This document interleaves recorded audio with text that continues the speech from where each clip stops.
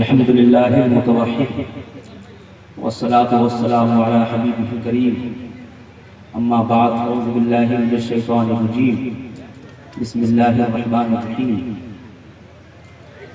يا أيها الذين آمنوا اتقوا الله حق تقاته ولا تموتن إلا وأنتم مسلمون أو كما قال الله تبارك وتعالى صدق الله وصدق رسوله النبي الأمين الكريم معزز سامعین، منبر رسول پر تشریف فرما تمامی علماء کرام، شعراء ذوی الاحترام، بالخصوص فاضل گرامی مرتبت استاذ العتبہ، نقیب اجلاس، پیکر اخلاص و وفا، حضرت علامہ مولانا حلقل سیوانی صاحب قبلہ،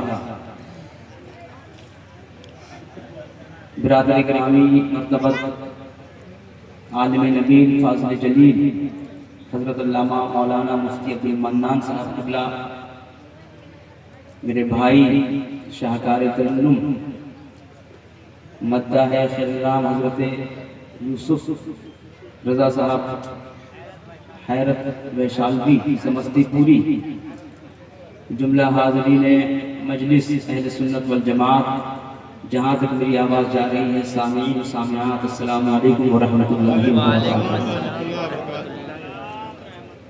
یہ عظیم الشان اجلاس جس میں آپ تمامی حضرات شرکت کی سعادتیں حاصل کر رہے ہیں، اور اس عظیم الشان اجلاس کی عظیم الشان نقابت کے فرائض انجام دینے والی شخصیت، جن کی نظامت کا آفتاب آج تک طلوع ہے، اللہ تعالیٰ ان کے اقبال کو اور مزید بلند فرمائے۔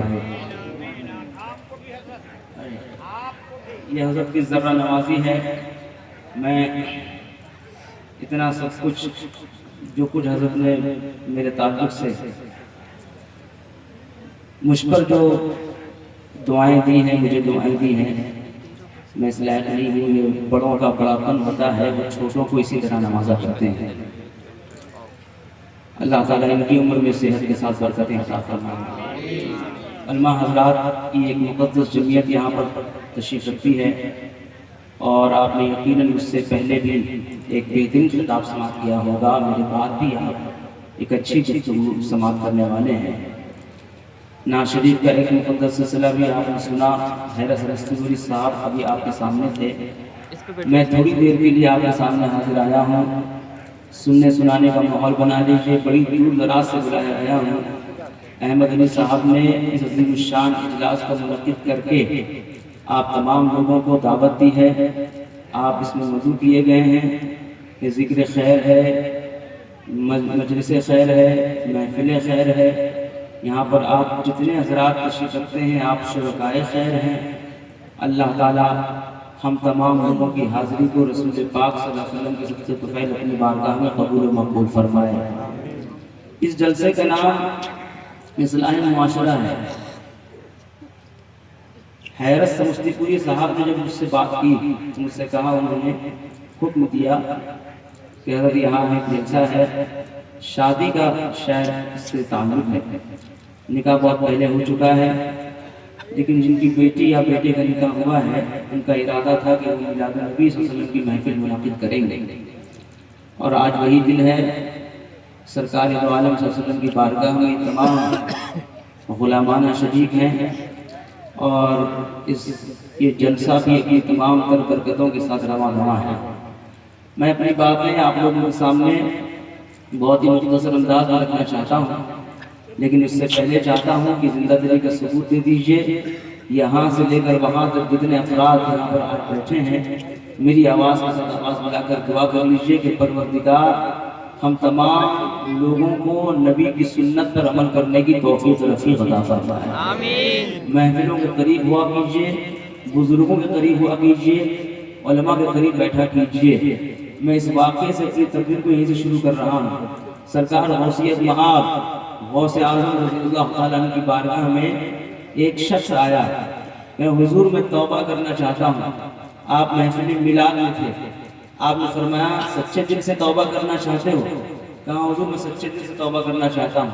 کہا تو ٹھیک ہے کر لو، اللہ تعالیٰ تمہاری توبہ قبول فرمائے۔ وہ شخص کہنے لگا حضور ایک بات ہے، میری ایک شرط ہے۔ سرکار غوث اعظم نے فرمایا تم توبہ بھی شرط کے ساتھ کرو گے؟ کہا حضور مجبوری ہے، کیا کروں؟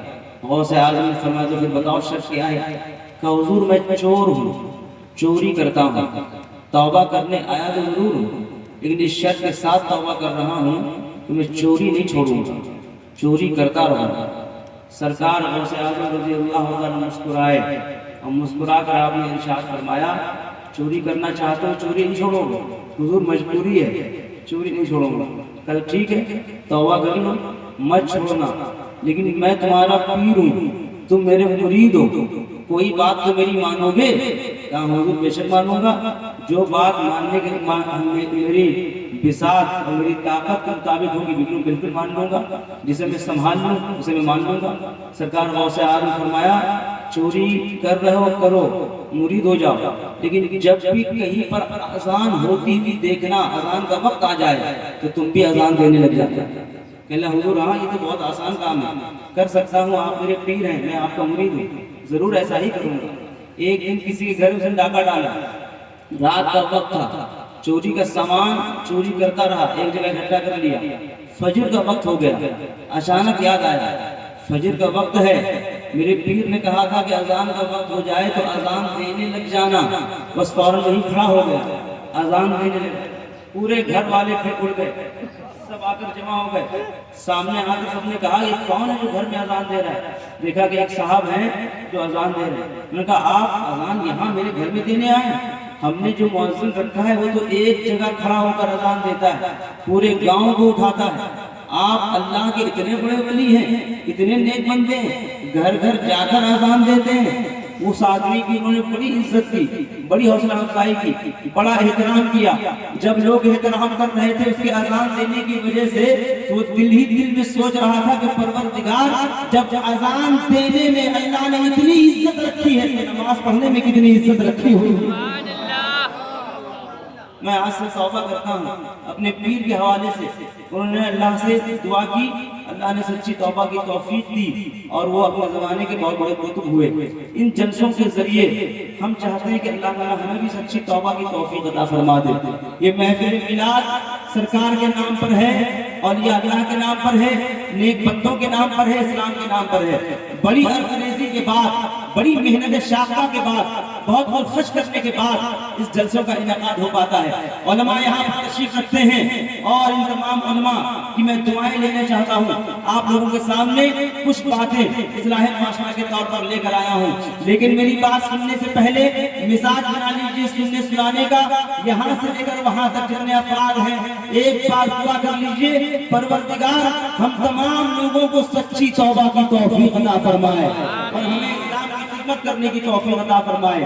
پوری دنیا میں ایک دائرانہ نظر آپ دوڑا لیں تو آپ کو معلوم ہوگا کہ مسلمان جو پہلے تھے 1450 سال پہلے، آج ان کا مزاج بدلا بدلا سے نظر آ رہا ہے، ان کا رہن سہن بدلا بدلا سے نظر آ رہا ہے، آپ کا لباس بدل چکا ہے، زندگی جینے کی تقویض بدل چکی ہے، آپ کا زندگی جینے کا انداز بدل چکا ہے۔ آپ پہلے بھی اعلیٰ اخلاقی قدروں کو آپ ملاحظہ کریں گے تو ان کو بھی آپ بدلتا ہوا آج کے زمانے میں پائیں گے۔ اخلاقی قدریں اب گھٹ چکی ہیں، بد اخلاقیاں اس وقت ترقی کر رہی ہیں۔ آپ اندازہ لگائیے جھوٹ دن بدن بڑھتا چلا جا رہا ہے، سچائی کہیں منہ چھپا کر بیٹھی ہوئی ہے۔ آپ اس بات کا اندازہ لگائیے، کبھی سوچے گا رات کو سونے سے پہلے دل پر ہاتھ رکھنے کے بعد کہ آج ہمارے معاشرے کا کیا حال ہو چکا ہے۔ بے حیائی چرم سیما پر ہے، حیا کو ماتم نصیب ہو چکا ہے، شرم کو ماتم نصیب ہو چکا ہے۔ کسی پہلو کو آپ معاشرے کو اٹھا کر آپ دیکھ لیجئے، کوئی آپ پہلو ایسا نظر نہیں آئے گا جو برائیوں سے آلودہ نہ ہو چکا ہو۔ سیاسی طور پر مسلمان تباہ ہو چکے ہیں، معاشرتی طور پر مسلمانوں کو کئی چیلنجز درپیش ہیں، مسلمان اخلاقی طور پر پستی کی زندگی گزار رہا ہے، قرآن سے اس کا رشتہ بہت کمزور ہو چکا ہے۔ مسجد یہ کبھی کبھی جایا کرتے ہیں، ہفتے میں ایک بار، یہ مسلمان ہیں لیکن مسلمان جیسے نظر نہیں آتے ہیں۔ ہم نے مسلمانوں کے ایسے حالات دیکھے ہیں جس میں دیکھنے کے بعد فقط افسوس ہی افسوس رہ جاتا ہے، اس کے علاوہ کچھ نہیں رہتا۔ مسلمانوں میں معاشرتی برائیوں میں سب سے بڑی برائیاں جو نظر آتی ہیں، اعتقادی طور پر ایک نہیں کئی ایک فرقے ہمارے اور آپ کے درمیان ہیں۔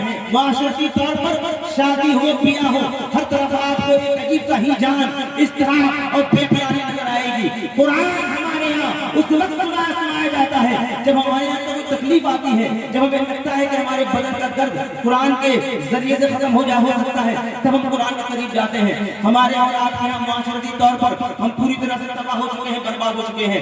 بغض اور حسد ہر سینے میں موجود ہے، کوئی کسی کو ہنستا ہوا دیکھنا نہیں چاہتا، کوئی کسی کو مسکراتا ہوا دیکھنا نہیں چاہتا، کسی کی ترقی پر کوئی دعا دینا نہیں چاہتا۔ مسلمانوں کے ایسے حالات میں آج ضرورت ہے ایک جلسے کی نہیں، کئی جلسوں کی، جو اصلاح معاشرہ کے نام سے ہو اور آپ کے سامنے رسول اللہ کی زندگی کو رکھا جائے، اس زندگی نے مکہ کی برائیوں کو ختم کرنے کے بعد قیامت تک کے لیے انسانوں کی دنیا میں انقلاب برپا کر کے رکھ دیا ہے۔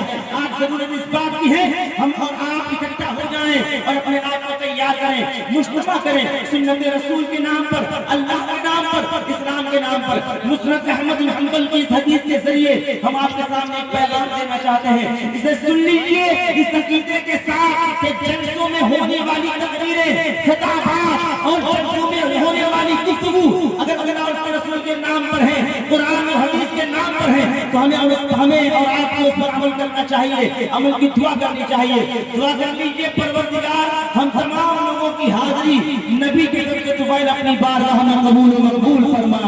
مسند احمد بن حنبل کی ایک حدیث ہے، ایک صحابی ہیں وہ حضرت عبداللہ بن عمرو بن عاص رضی اللہ تعالیٰ عنہ کے نام سے موسوم ہے، جانے جاتے ہیں۔ سرکار دو عالم صلی اللہ علیہ وسلم مسجد نبی میں جلوہ بار ہیں، تمام صحابہ وہاں پر حاضر ہیں، حضرت مولا علی وہیں پر ہیں، حضرت عمر بن خطاب وہیں پر ہیں، صدیق اکبر وہیں پر ہیں، حضرت ابو ہریرہ وہیں پر ہیں، حضرت بلال وہیں پر ہیں، حضرت عمار بن یاسر وہیں پر ہیں۔ مہر جلیل القدر صحابہ کرام رسول اللہ صلی اللہ علیہ وسلم کے ساتھ حاضر ہیں۔ اچانک حضور صلی اللہ علیہ وسلم نے مسجد کے ایک دروازے کی طرف اشارہ کیا اور آپ نے فرمایا اس دروازے کی طرف دیکھو۔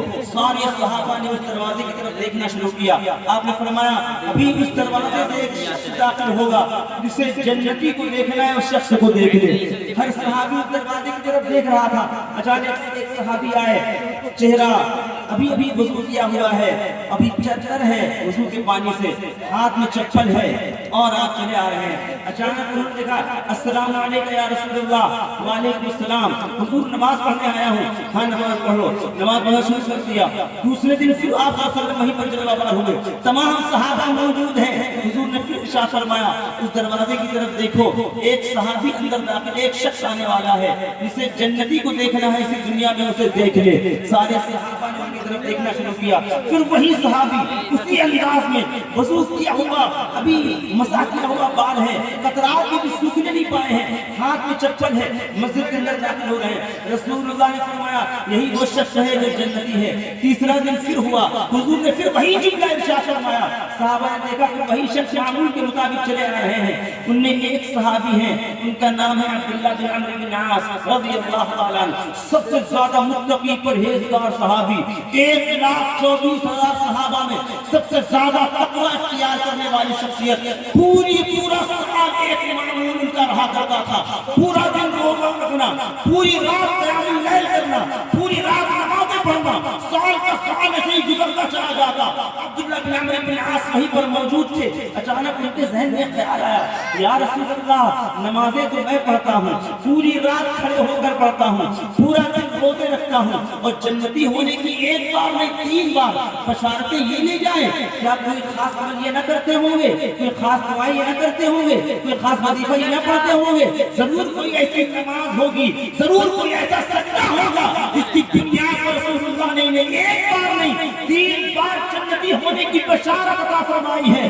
میں پہلی کے تمام سنی مسلمانوں کو ایک پیغام اس حدیث شریف کے نام دینا چاہتا ہوں، حدیثیں سنا کرو، دوسروں تک پہنچایا کرو۔ نبی نے ارشاد فرمایا جو میری حدیثیں سنے دوسروں تک پہنچا دے، مجھے میرے اللہ سے دعا ہے اے اللہ اس حدیث پہنچانے کی وجہ سے اسے خوشحالی عطا فرما دے۔ یہ حدیث شریف کی برکت ہے۔ حدیث شریف سنا کیجئے، دوسروں تک پہنچایا کیجئے۔ اگر آپ متوجہ ہیں میری طرف، اس حدیث شریف کو سننا چاہتے ہیں، بڑی اہم حدیث ہے جو آپ کے سامنے میں لے کر آیا ہوں، کہ ایک بار سارا مجمع زندہ دلی کا ثبوت دے دے، میری آواز کے ساتھ آواز ملا کر دعا کر لے اے اللہ فلسطین کے تمام مسلمانوں کو ظلم سے نجات عطا فرما، ایران کے تمام اہل ایمان کو فتح عطا فرما، اور ہماری دعائیں دنیا کے تمام کمزور مسلمانوں کے حق میں قبول و مقبول فرما۔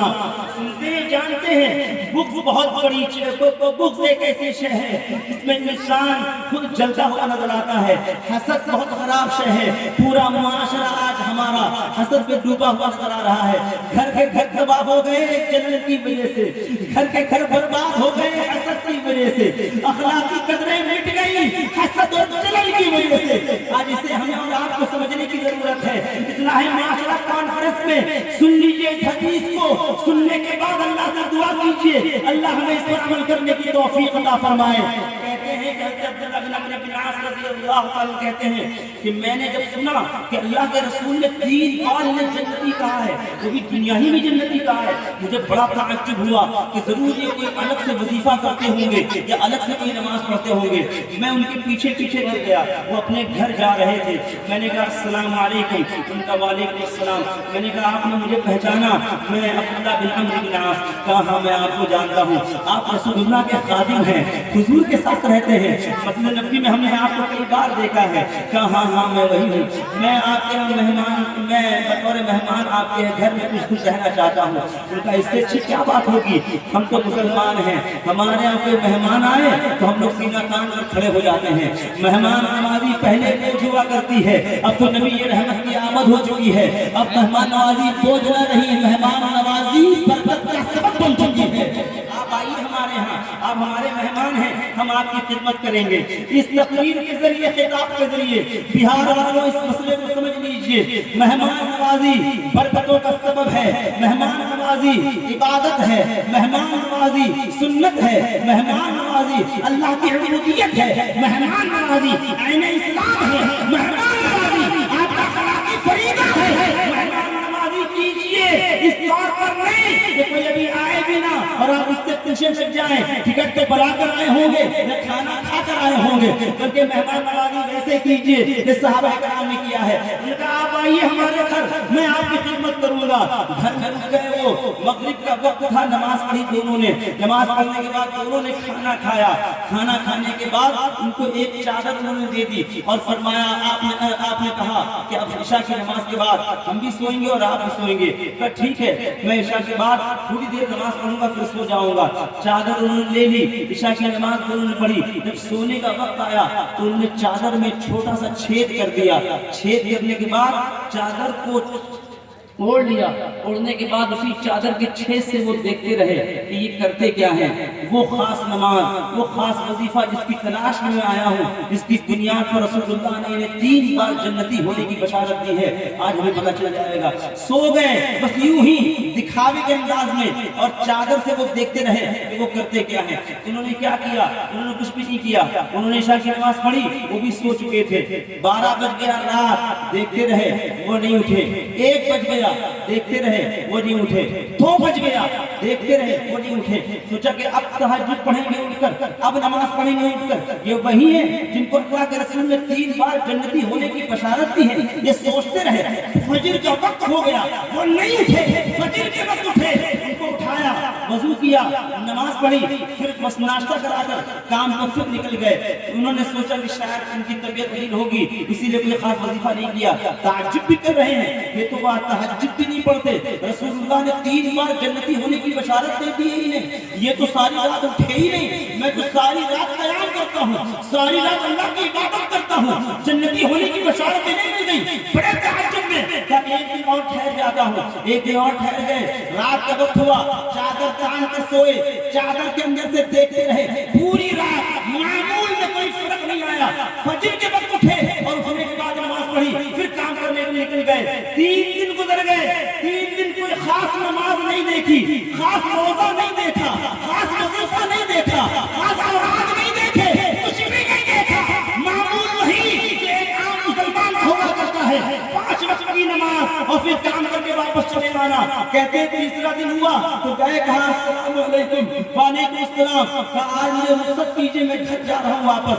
कहा आप बहुत कम दिन के लिए आए, हमें तो बड़ा अच्छा लग रहा था, कुछ दिन और रुकते हमारे पास, हम आपकी खिदमत करते। कहा नहीं नहीं, मेहमान नवाजी के लिए 3 दिन काफी है, मैं अब जा रहा हूँ, लेकिन एक सवाल आपसे करना चाहता हूँ। कहा हाँ बताइए, क्या सवाल करना चाहते हैं? तो आप ही के लिए रसूलुल्लाह ने फरमाया कि आप जन्नती हैं, आप जन्नती हैं, आप जन्नती हैं। वो मुस्कुरा कर कहते हैं हाँ میرے لیے حضور نے ارشاد فرمایا کہا ذرا مجھے بتائیے آپ تہجد پڑھتے نہیں ہیں, الگ کوئی نماز پڑھتے نہیں ہیں, رات میں قیام اللیل کرتے نہیں ہیں, الگ سے کوئی روزہ میں نے دیکھا نہیں, آپ نے ہمارے ساتھ ناشتہ کیا, 5 وقت کی نماز پڑھتے ہیں اور اللہ کے رسول نے آپ کو 3 بار جنتی ہونے کی بشارت دے دی ہے, ذرا ذہن پر زور ڈالیے کچھ تو آپ کرتے ہوں گے. کیا نہیں میں کچھ بھی نہیں کرتا, جو میری زندگی آپ نے دیکھی ہے بس اتنی ہی میری زندگی ہے. 5 وقت کی نماز پڑھتا ہوں, کام کرنے کے لیے جاتا ہوں, واپس اپنے گھر چلا آتا ہوں. کیا اس کے علاوہ کچھ بھی نہیں کرتے؟ کہاں میں کچھ بھی نہیں کرتا. اب حضرت عبداللہ بن عمرو بن عاص بڑے تعجب میں سوچتے ہیں کہ یہ رسول اللہ نے کہہ دیا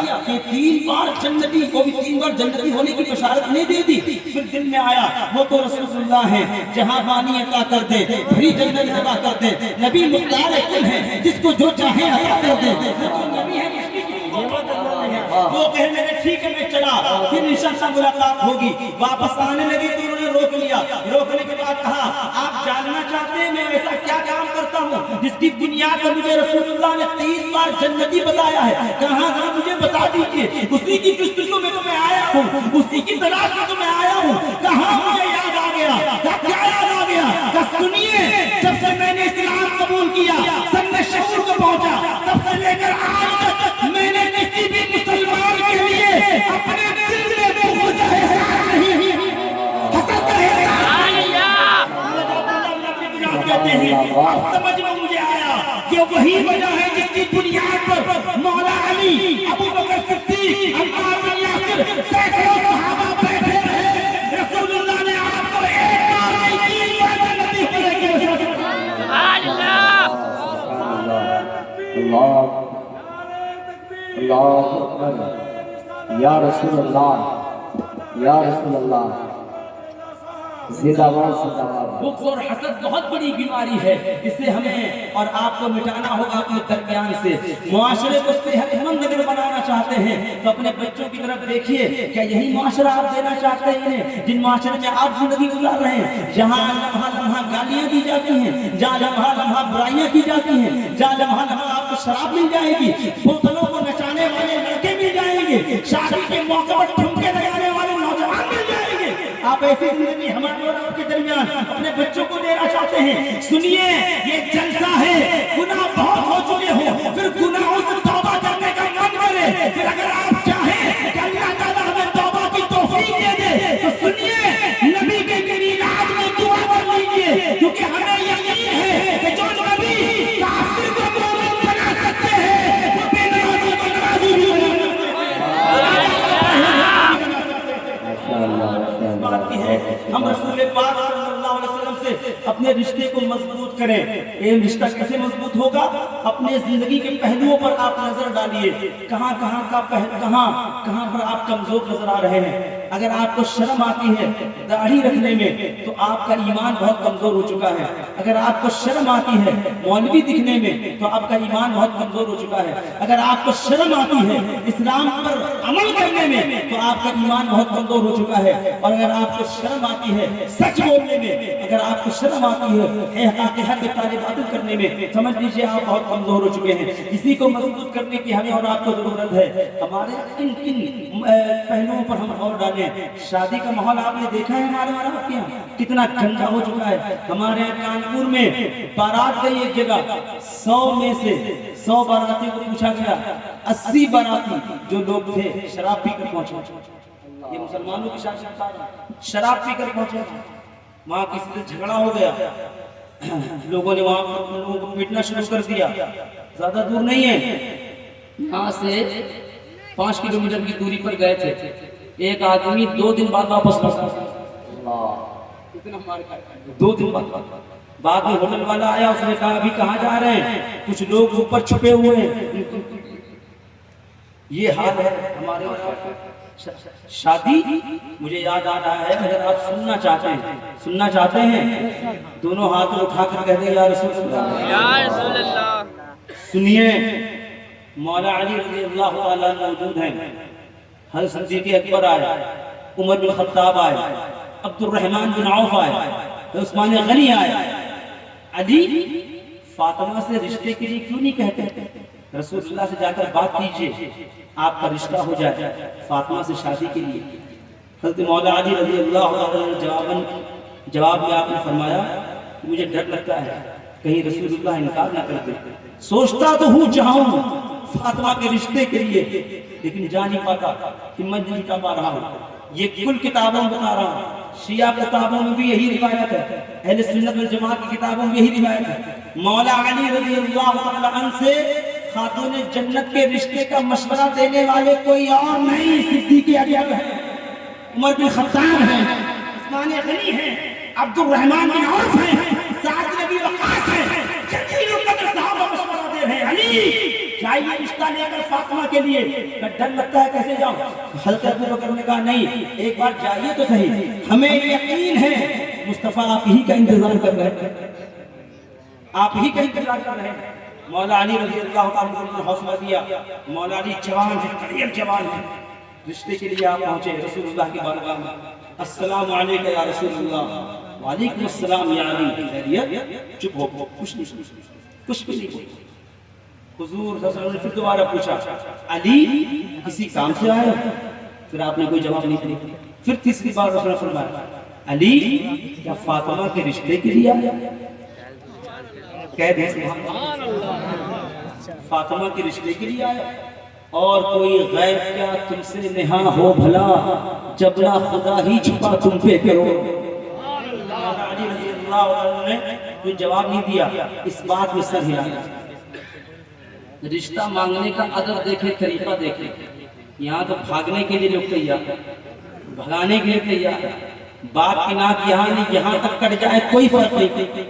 مسلمان بچوں کا یہ حال ہے، بے حیائی بے شرمی کا یہاں تک کٹ جائے کوئی فرق نہیں پڑتا، عزتیں لٹتی ہیں لٹ جائے کوئی فرق نہیں پڑتا، غیرت کوئی مسئلہ نہیں رہا ہمارے اور آپ کے، وقار کوئی شے نہیں رہی ہمارے اور آپ کے، ہر طرف عیاشی اور عیش پرستی کا بازار گرم ہو چکا ہے۔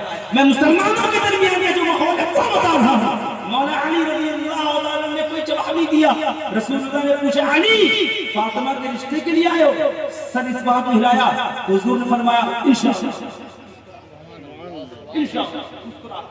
مولا علی اٹھ کر باہر چلے گئے، حضرت ابو بکر نے پھر پکڑ لیا، مبارک ہو۔ حضور نے ہاں کہا، مولا علی نے کہا ہاں کہا، کچھ نہیں کہا، کچھ تو کہا ہوگا، کہا جب میں نے رشتے کے لیے کہا، حضور نے خود کہا، میں نے سر ہلایا اس بات میں، تو حضور نے انشاءاللہ کہا، اس کے علاوہ کچھ نہیں کہا۔ صدیق اکبر کی محبت دیکھیں اہل بیت، صدیق اکبر کی محبت دیکھیں، مولا علی سے حوصلہ دیکھیں۔ کہا علی کیا آپ کو خبر نہیں ہے نبیوں کی انشاءاللہ بھی ہاں ہی ہوا کرتا ہے، وہ نبی کی انشاءاللہ ہاں ہی ہوا کرتا ہے۔ اب رسول اللہ نے کوئی بات نہیں کی، فوراً گئے خاتون جنت کے پاس، فاطمہ الزہرا طاہرہ ذاتیہ مطہرہ، طاہرہ مطہرہ، انہیں طاہرہ جانتے کیوں کہا جاتا ہے؟ اس لیے کیونکہ یہ خود پاک ہے، اور مطہرہ جانتے کیوں کہا جاتا ہے؟ اس لیے کہ کوئی اسے محبت کر لے اللہ اسے بھی پاک کر دیتا ہے۔ طاہرہ بھی ہے مطہرہ بھی ہے۔ فاطمہ الزہرا کے پاس رسول اللہ پہنچے، بیٹی کچھ خبر ہے؟ کیا ہوا بابا؟ بیٹی علی تمہارے رشتے کے لیے آئے ہیں۔ یہاں تو ناک کی بات بن جاتی ہے، بیٹی سے نہیں پوچھیں گے، بیٹی سے پوچھنا شرم کی بات، یہ ہم نے اور آپ نے بنایا۔ بیٹی سے رشتے کے لیے پوچھنا شرم کی بات نہیں ہے، مصطفیٰ کی سنت ہے۔ رسول اللہ نے پوچھا اپنی بیٹی سے، علی تمہارے لیے رشتے کے لیے آئے تھے، تمہارا کیا خیال ہے؟ خاتون جنت نے ایک روایت کے مطابق آپ نے عرض کیا، حضور وہ تو فقیر ہے، فقر میں رہتے ہیں، فقر میں رہتے ہیں، جتنا کماتے سب لٹا دیتے ہیں، تو آپ مکہ کے سب سے بڑے فقیر سے میرا رشتہ۔ رسول اللہ نے مسکرا کر ارشاد فرمایا، میری بیٹی فاطمہ میں نے اس وقت تک تمہارے رشتے کے لیے علی سے ارادہ نہیں کیا جب تک اللہ نے جبریل کو بھیج کر مجھے نہ کہہ دیا۔ یہ رشتہ یہاں طے نہیں ہوا، آسمانوں میں طے کیا گیا۔ اور جب یہ کہا تو حضرت خاتون جنت نے کوئی جواب نہ دیا۔ حضرت فاطمہ الزہرا رضی اللہ تعالی عنہ کی یہ بات سرکار دو عالم صلی اللہ علیہ وسلم لے کر پہنچے، مولا علی کو بلایا، بلانے کے بعد کہا، علی کیا انتظام ہے؟ یہ میں شادی بتا رہا ہوں مسلمانوں کو، اور آج کل کی شادیوں کا حال آپ کے اور آپ کے سامنے ہے۔ حضرت مولا علی سے کہا، مبارک ہو تمہیں نبی کی بیٹی مبارک ہو۔ مولا علی رضی اللہ تعالی عنہ نے اللہ کا شکر ادا کیا۔ پھر حضور صلی اللہ علیہ وسلم نے ان سے ارشاد فرمایا علی شادی کے لیے کیا انتظام ہے؟ کہا حضور میرے پاس کوئی انتظام نہیں ہے، یہ حیدر کرار کی شادی ہے۔ تو کوئی انتظام نہیں، پیسہ نہیں ہے؟ کہا حضور پیسہ نہیں ہے۔ کہا وہ جو زرہ میں نے خیبر کے موقع پر دی تھی وہ؟ کہا حضور وہ زرہ ہے۔ کہا وہ زرہ اگر تمہارے پاس ہے تو جاؤ اسے رہن رکھ دو گروی کے طور پر، جو پیسہ ملے اسے لے آؤ، لا کر میرے ہاتھ پر رکھو۔ یہاں پر میں آپ کو ایک عظیم نکتہ بتانا چاہتا ہوں جو آج تک آپ لوگوں نے بہت کم سنا ہوگا، لیکن سن لیجئے، اس پر عمل کیجئے گا، آپ کو معلوم ہوگا کہ ہم کتنا الٹا چل رہے ہیں، دینی معاملات کو ہم نے کتنا پسے پش ڈال رکھا ہے۔ کہتے ہیں رسول پاک صلی اللہ علیہ وسلم کہ علی یہ زرہ لے جاؤ، رہن رکھ دینا گروی کے طور پر، جو پیسہ ملے مجھے لا کر دو۔ مولا علی رضی اللہ عنہ چلے، راستے میں جا رہے تھے، عثمان غنی مل گئے، السلام علیکم۔ وعلیکم السلام۔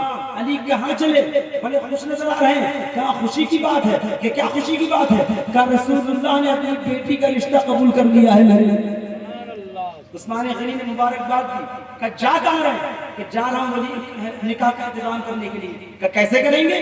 کہ یہ میرے پاس زرہ لے کر جا رہا ہوں، گروی رکھوں گا، اور گروی رکھنے کے بعد جو کچھ پیسہ ملے گا لا کر رسول اللہ صلی اللہ علیہ وسلم کی بارگاہ میں دینا ہے، اور اس کے بعد نکاح کا انتظام حضور فرمائیں گے۔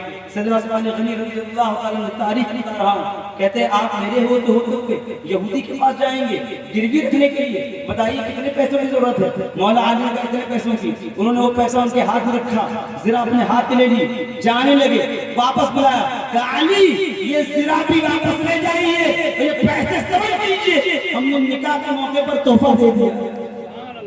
سیدنا عثمان غنی رضی اللہ عنہ کو پیسہ لے کر آپ صلی اللہ علیہ وسلم کی بارگاہ میں پہنچے، وہ پیسہ رکھ دیا، اور یہ پیسہ مولا علی سے رسول اللہ نے لیا، اپنے ہاتھ میں رکھا، صدیق اکبر کو بلایا، ابو بکر صدیق سے آپ نے فرمایا ابو بکر میری بیٹی فاطمہ کے جہیز کا سامان خرید لیا۔